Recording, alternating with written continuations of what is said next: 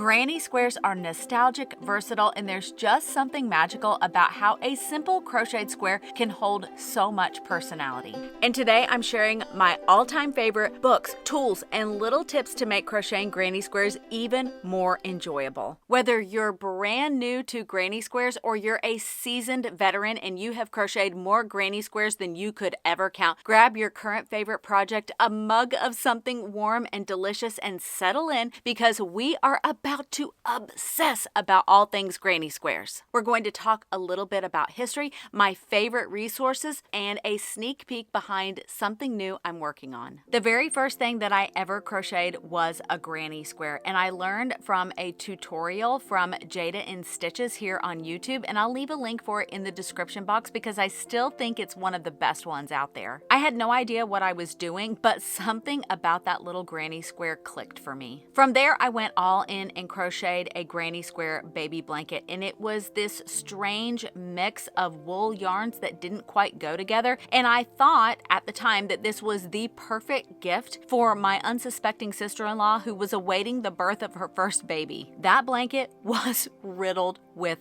mistakes. The stitch counts weren't right, the joins were very messy, and I still laugh about the color choices. It was just so wonky. But I was completely blind to it all, and I thought it was a total masterpiece. But honestly, that's when I knew that I had fallen head over heels with granny squares. I could see even then that there was so much potential. They were so versatile, and all I wanted to do was make more granny squares. One of my favorite things about granny squares is their history, and they've been around for well over a century, and they've gone through quite the transformation. The earliest known printed pattern for something resembling a granny square was published in the late 1800s, though people were likely crocheting similar motifs even earlier. Back then, they were likely made with leftover scrap yarns. These were the original stash busters. Many of the earliest crocheted granny square blankets you see have all of those beautiful colors within the granny squares, and they all have that black background. The name granny square likely comes from the idea that this was something that the older generations were passing down. They were simple, practical, and comforting. These little squares then became super popular with young people during the 1960s and 70s during the DIY revival. Suddenly, granny squares weren't just functional, they were fashionable. Think ponchos, vests, blankets. Crochet was everywhere. What's amazing is that even though the basic construction of a granny square really hasn't changed much, the styles and uses have evolved constantly. Today, you can find minimalist granny squares, wildly colorful ones, geometric, floral. There's room for every kind of square. I also love how granny squares connect us to past generations, and I envision some of my own ancestors crocheting granny squares and loving them as much as I do. This video is brought to you by Squarespace. One of the things that I love most about granny squares is about how they invite endless creativity, mixing yarn, colors, and stitch patterns to create something totally unique and personal. And that's exactly how I feel about building a website with Squarespace. Whether you want to sell your granny square patterns, start a blog, or just carve out a cozy little space online that's just your own, Squarespace makes it beautifully simple. You don't need to be tech savvy to get started. Their easy to use templates feel approachable and intuitive. Kind of like picking up a granny square that you've made a million times and knowing exactly what to do. You can set up your shop to sell your creations or digital files, write blog posts to connect with fellow crocheters, or build out a full website that feels uniquely you. With their new design intelligence tools, Squarespace combines smart AI with 20 years of design experience to help you create a site that's not only beautiful, but reflects your personal style. Plus, everything's in one place, from shipping, inventory, and taking payments from Apple Pay, Afterpay, Klarna, and more. It's all designed to be easy so you can spend more time creating and less time managing tech. So if you've ever thought about turning your crochet hobby into something more, or you just want a beautiful space online that's all your own, head to squarespace.com/Elise Rose Crochet to get a free trial. And when you're ready to launch, use the code Elise Rose Crochet to get 10% off your first purchase of a website or domain. Thank you so much to Squarespace for sponsoring today's video. One of my favorite things about granny squares is how versatile they are, but that goes for the yarns as well. Some of my favorite granny squares were crocheted with the most budget-friendly yarns. These Christmas granny squares were crocheted with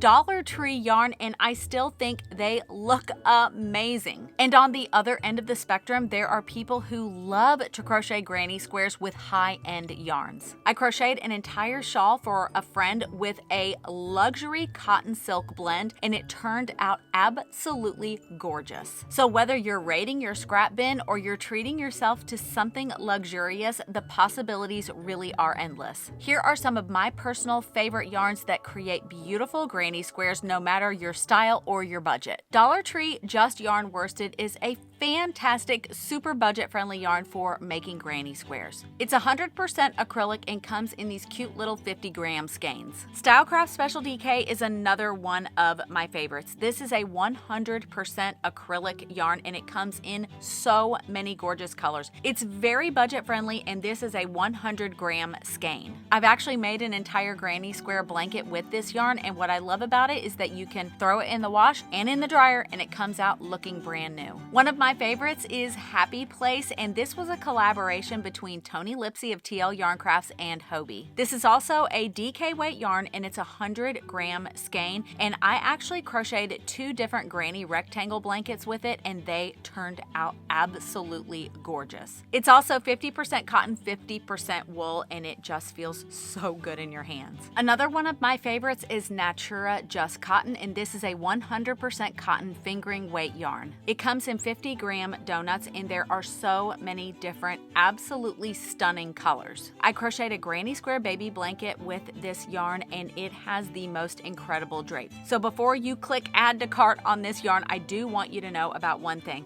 This is a 4-ply yarn, and it's lightly spun, and so what that means is that it can be a little bit splitty. So if that drives you crazy, you might think twice before using this one, but it really is gorgeous. We Crochet Comfy is another fantastic yarn for crocheting granny squares. It's 75% Pima cotton and 25% acrylic, and it is so incredibly soft. I crocheted these gorgeous monochromatic granny squares with it, and oh my goodness, I loved working with this yarn. The stitch definition is so beautiful, but it also feels so incredibly soft. And now I'm talking myself into buying some. I don't need yarn. I don't need any more yarn right now. Another yarn that I've been playing around with recently is Cotton Sprout DK by Premier. This is a gorgeous 100% cotton yarn. It's actually quite soft, and it comes in really, really beautiful colors. I've been making these 2-tone granny squares, and I love how soft it feels, but it also has incredible stitch definition. Another one of my favorites for granny squares is Premier Basics Worsted. This is a 100% acrylic, super budget-friendly yarn, and it comes in so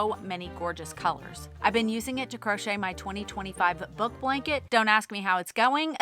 It's not going as planned right now, but I do think these floral granny squares are absolutely gorgeous. Another one of my favorites from Premier Yarns is Minikins. This is a number 2 fine weight yarn, and it's 50% cotton, 50% acrylic. This one comes in so many different colors, and it's a 50-gram skein. I actually made this sunburst granny square runner with it, and I love how this one turned out. It's so bright and cheerful, and I just love those colors. Let's take a moment to talk about a trend I have been seeing with yarn companies concerning granny squares. A couple of them have come out with all-in-one color-changing yarns where you can make a granny square without having to change colors. The color changes do it for you. The first one that I tried was from Yarnspirations, and it was the Red Heart all-in-one granny square. I made an entire video about it, and I'll just cut to the chase. I didn't love that yarn, and the reason is because every single round you had to either change your hook size or play around with your tension, and it just never seemed to be consistent. And so for me, I would rather just change my colors every single round. You also don't have control over those color changes. Then they came out with their Flower Power color changing yarn, and this was the one that I didn't hate this one. I actually had some fun with it. I think the squares turned out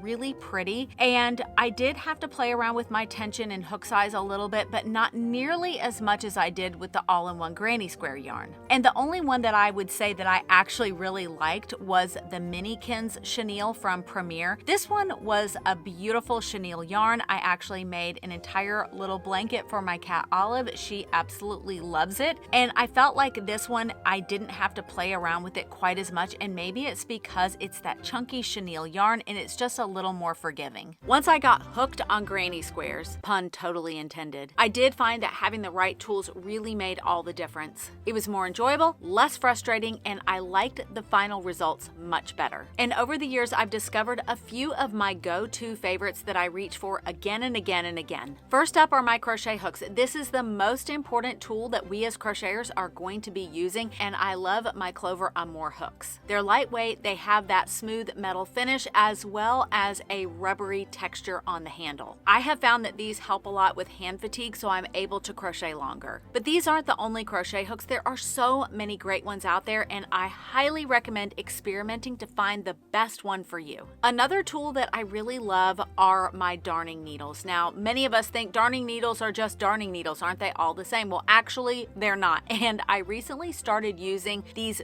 bent tip ones from Clover. They're actually from Clover as well as the hooks, and they have a slight bent tip at the end. I have tried other darning needles in the past that have a much bigger bend to them, and for whatever reason I can't use them, but these are small enough that I'm able to get under those stitches, especially when I need to weave in my ends. Another tool that I use for my granny squares is a blocking board. Now, you can use a mat, you can use a board. I just happen to like this board that is wooden, and then it has the little metal spikes that go down into the peg holes. And what I like about it is that I'm able to get my squares exactly the size that I want, and I can stack them on top of each other. If they are a natural fiber like cotton or wool, I will put them on the blocking board wet. Not soaking wet, but just a little bit wet. That way they will dry out on the blocking board. And if they're acrylic, I may or may not block them. Some acrylic granny squares don't need to be blocked. They have a perfect little shape and they're just fine. But I have found with some of them, especially the larger they get, the more I do want to block them. And for that, I am going to steam block them. I just have my little steamer, and what I like about this blocking board is that it has a little stand, and that way I can set the board up and I'm able to steam them vertically. It just makes it a whole lot easier. But you don't need a fancy special blocking board like that. You can use mats and pins or anything else that you have just laying around your house. And the final thing that I think is really important, and it's pretty obvious, is a little notebook. I cannot tell you how many times that I have convinced myself that I'm going to remember what I'm doing, whether it was the hook size, the yarn colors, the pattern, and I don't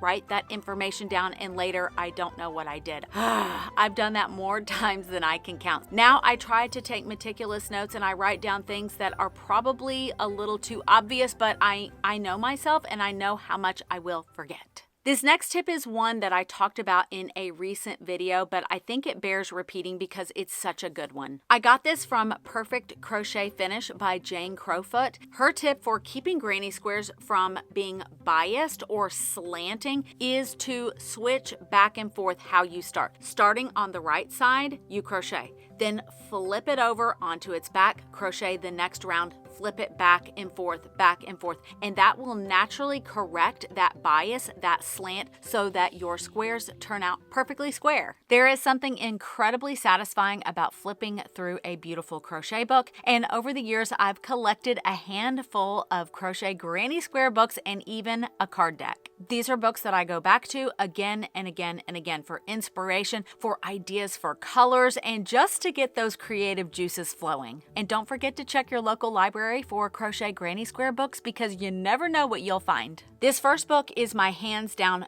favorite granny square book, and it's vintage style crochet projects, and I'm not even going to attempt to pronounce the author's name, but this book is one that I go back to over and over again. I absolutely love her style. I love that vintage chippy look. I love all of these beautiful colors that she uses in her projects. This is my favorite one. This next resource is a new favorite, and it's the Granny Square Card Deck by Claire Montgomery, and this is from Search Press. This one is so much fun. There are 50 different mix and match cards in this deck, and you can just go through and find your favorite ones or make an entire sampler blanket. How fun would that be? This next one is just called Granny Squares by Susan Pinner, and it's 20 granny square projects with a vintage vibe. I actually crocheted this blanket on the cover. I did change the border a little bit, but this one is a fantastic book. There are so many different projects and not just blankets. This next one is called A Year of Granny Squares, and it's 52 different granny squares to crochet for the entire year. It's written by Kylie Milletta from Search Press, and I love that there are all of these different themes, and it's a way to chronicle the entire year. This next book is 3D granny squares, and there are over 100 crochet pop-up granny squares. This book is divided up into different themes, different categories, and there are so many adorable ones to choose from. This next book is really unique, and it's Block by Block, Blankets and Afghans by Amanda Perkins.